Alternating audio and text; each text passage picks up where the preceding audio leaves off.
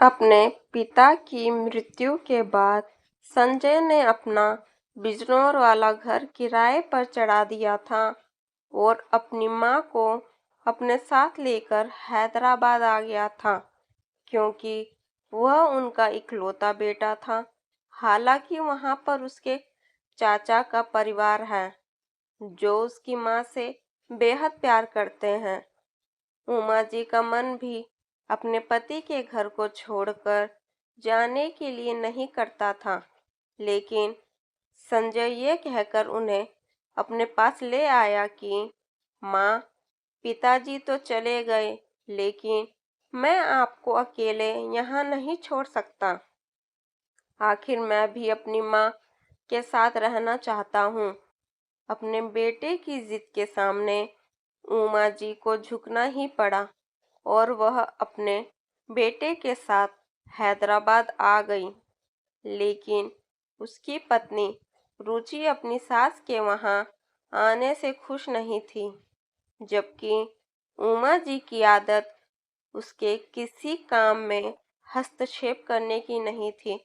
फिर भी न जाने क्यों उसे उनके साथ एक बंधन सा लगता था, लेकिन अपने पति से भी वह इस बारे में कोई बात नहीं कर सकती थी, क्योंकि वो अपनी माँ से भी उतना ही प्यार करता था। ऐसा नहीं था कि वह उनका ध्यान नहीं रखती थी, लेकिन यह जबरदस्ती का रिश्ता सा लग रहा था। उमा जी अपनी बहू के साथ तालमेल बैठाने की भरसक कोशिश करती थी। रुचि कहती तो कुछ नहीं थी, लेकिन खिंची खिंची रहने लगी थी। उमा जी अपने बेटे से इस बारे में इसलिए भी बात नहीं करना चाहती थी कि उनकी वजह से उनके बेटे और बहू में कोई कलेश ना हो, क्योंकि उन्हें पता था कि उनका बेटा अपनी माँ की अवहेलना बर्दाश्त नहीं करेगा। वह अपना सारा समय अपने पोते और पोती के साथ बिताया करती थी, जो उन्हें बहुत प्यार करते थे। उनके सानिध्य में उन्हें बहुत खुशी मिलती थी।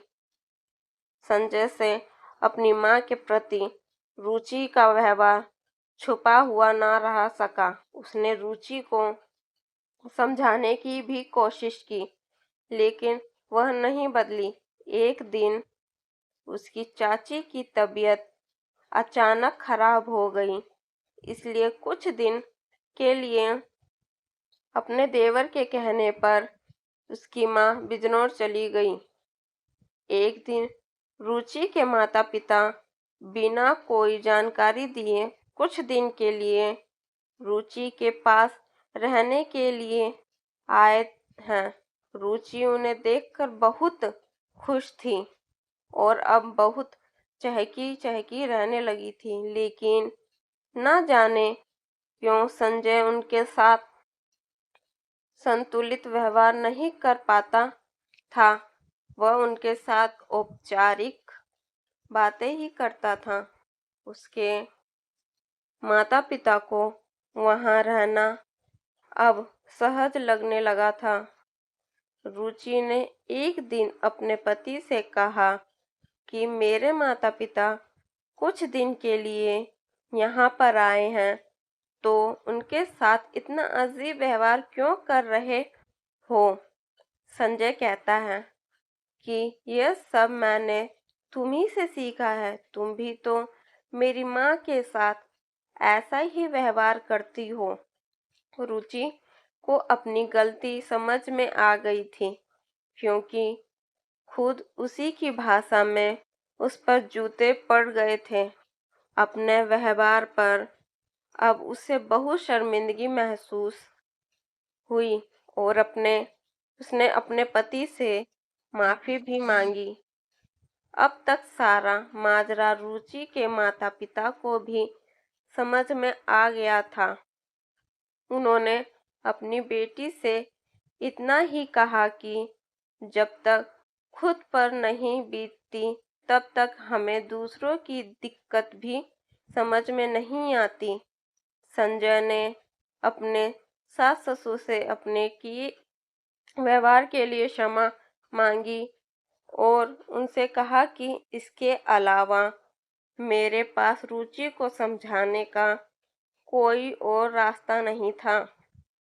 मेरे लिए रुचि और अपने माता पिता में कभी कोई फर्क नहीं रहा।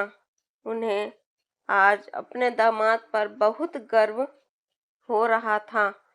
कुछ दिन बाद जब उमा जी वापस आई, रुचि का व्यवहार पूरा बदल चुका था।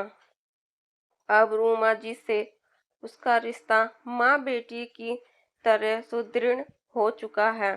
दोस्तों, सही बात है, जैसा व्यवहार हम दूसरों से चाहते हैं वैसा हमें भी उनके साथ करना पड़ेगा, फिर चाहे रिश्ते अपने हो या पराए।